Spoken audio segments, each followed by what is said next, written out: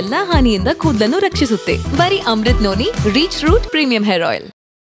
ನಮ್ಮ ಜೊತೆ ನೂತನ ಸಂಸದರಾದಂಥ ಚಿತ್ರದುರ್ಗ ಸಂಸದರು ಗೋವಿಂದ ಕಾರಜೋಳ ಅವರು ನಮ್ಮ ಜೊತೆಲಿದ್ದಾರೆ. ಅವ್ರನ್ನ ಮಾತಾಡಿಸ್ತಾ ಹೋಗ್ತೀನಿ. ಸರ್, ಎಲ್ಲಿಯ ಉತ್ತರ ಕರ್ನಾಟಕ, ಎಲ್ಲಿಯ ಮಧ್ಯ ಕರ್ನಾಟಕ? ಸೊ ತಮ್ಮ ಕ್ಷೇತ್ರವನ್ನು ಬಿಟ್ಟು ಚಿತ್ರದುರ್ಗದಲ್ಲಿ ಬಂದು ಸ್ಪರ್ಧೆ ಮಾಡಿದ್ರ, ಗೆಲುವು ಸಾಧಿಸಿದ್ದೀರಾ. ಸೊ ನಿರೀಕ್ಷೆ ಇರಲಿಲ್ಲ ಅನ್ನೋಂಥದ್ದು.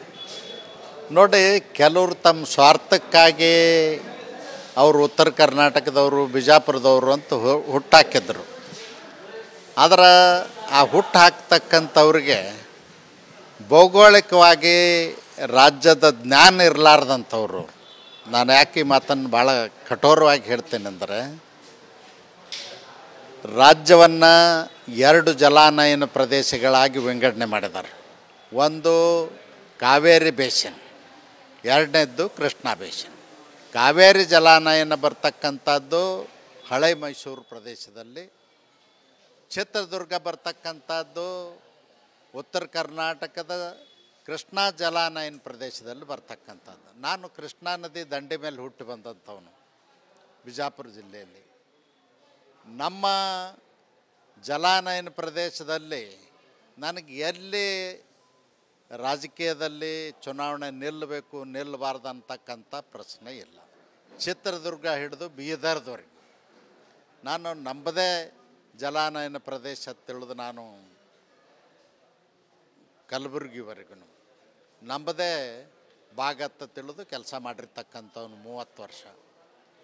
ನಾನು ಆ ಪ್ರದೇಶದಲ್ಲಿ ನಿಲ್ಲಕ್ಕೆ ಜನ ನನಗೆ ಸ್ವಾಗತ ಮಾಡ್ತಾರೆ. ಪ್ರತಿ ಜಿಲ್ಲೆನಲ್ಲೂ ಕೂಡ ಯಾರೋ ಒಬ್ಬಿಬ್ಬರು ತಮ್ಮ ಸ್ವಾರ್ಥಕ್ಕಾಗಿ ನನ್ನ ಬಗ್ಗೆ ಅಪಪ್ರಚಾರ ಮಾಡಲಿಕ್ಕೆ ಪ್ರಯತ್ನ ಮಾಡಿದರು. ಹೊರಗಿನವರು, ಉತ್ತರ ಕರ್ನಾಟಕದವರು, ಬಿಜಾಪುರ ಜಿಲ್ಲೆಯವರು, ಅವರು ಬರಬಾರ್ದು ಅಂಥೇಳಿ.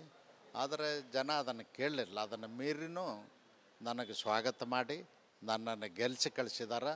ಅವ್ರಿಗೆಲ್ಲರಿಗೂ ಅಭಿನಂದನೆ ಸಲ್ಲಿಸ್ತೇನೆ. ವಿಶೇಷವಾಗಿ JDS ಮತ್ತು ಭಾರತೀಯ ಜನತಾ ಪಕ್ಷದ ಕಾರ್ಯಕರ್ತರಿಗೆ ಒಕ್ಕಟ್ಟಾಗಿ ಕೆಲಸ ಮಾಡಿದ್ದಕ್ಕೆ ಅವ್ರಿಗೆ ಕೃತಜ್ಞತೆ. ಮತ್ತು ಇಡೀ ಲೋಕಸಭಾ ಕ್ಷೇತ್ರದ ಜನ ನನ್ನ ಪರಿಚಯ ಜಾಸ್ತಿ ಇಲ್ಲಂದರೂ ಕೂಡ ಪ್ರೀತಿ, ವಿಶ್ವಾಸ, ಗೌರವದಿಂದ ನನ್ನ ಮೇಲೆ ಭರವಸೆ ಇಟ್ಟು ಆಯ್ಕೆ ಮಾಡಿದಾರೆ.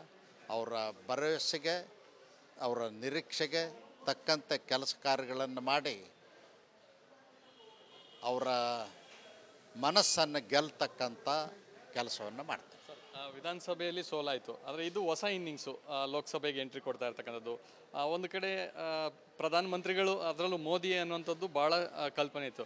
ಈಗ ನೇರವಾಗಿ ಅವ್ರ ಜೊತೆಯಲ್ಲೇ ಇರ್ಬೋದು, ಅವ್ರ ಜೊತೆಯಲ್ಲಿ ಸಂಸತ್ತಲ್ಲಿ ಕೂರ್ಬೋದು. ಈ ರೀತಿಯಾದಂಥ ಅನುಭವಗಳು ಜೊತೆಯಲ್ಲಿ ಕ್ಷೇತ್ರಕ್ಕೆ ಇಂಥ ಕೆಲಸಗಳನ್ನು ಮಾಡಬೇಕು ಅನ್ನೋಂಥದ್ದು ತಮ್ಮ ಮನಸ್ಸಲ್ಲಿ ಏನಿಲ್ಲ? ಕೇಂದ್ರ ಸರ್ಕಾರದ ರಾಷ್ಟ್ರೀಯ ಯೋಜನೆಗಳೇನಿರ್ತಾವ ಅದರಲ್ಲಿ ನಮ್ಮ ಪಾಲವನ್ನು ಪಡ್ಕೊಳ್ಳಿಕ್ಕೆ ಮತ್ತು ಕೇಂದ್ರ ಸರ್ಕಾರದ ನೇರ ಆಡಳಿತಕ್ಕೆ ಬರ್ತಕ್ಕಂಥ ಕೆಲವು. ನನ್ನ ಜೀವನದಲ್ಲಿ ನಾನು ಮಾತ್ರವಲ್ಲ, ನನ್ನ ಕೂದಲು ಕೂಡ ಆಗಿರಬೇಕು ಸ್ಟ್ರಾಂಗ್ ಅಂಡ್ ಸ್ಟೈಲಿಶ್.